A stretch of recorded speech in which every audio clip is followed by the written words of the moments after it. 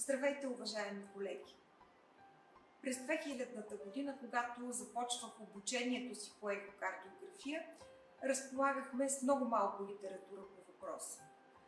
От тогава до сега, но тази литература се е увеличила предимно за сметка на чуждоезичната.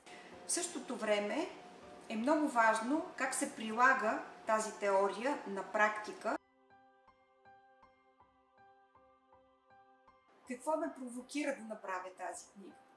Това са многогодишната ми работа в областта на ехокардиографията и практическите упражнения с специализанти по кардиология и колеги кардиолози, което очерта необходимостта от обобщаване на информацията, даването на практически насоки с много тънкости в изследването и представяне на най-новите препоръки на Европейското и Американското дружество по кардиология и Европейската американската асоциация по ехокардиография.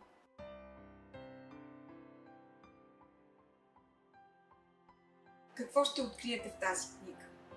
В нея последователно са застъпени темите за принципа на ултразвуковото изследване, това какви образи и срезове можем да направим, какви измервания на кои структури и още по-важно в коя фаза на сърдечния цикъл. Всъщност, знаете ли как се оценява аортна и митрална клапа чрез интегралния подход? Колко много показатели влизат в тяхната оценка?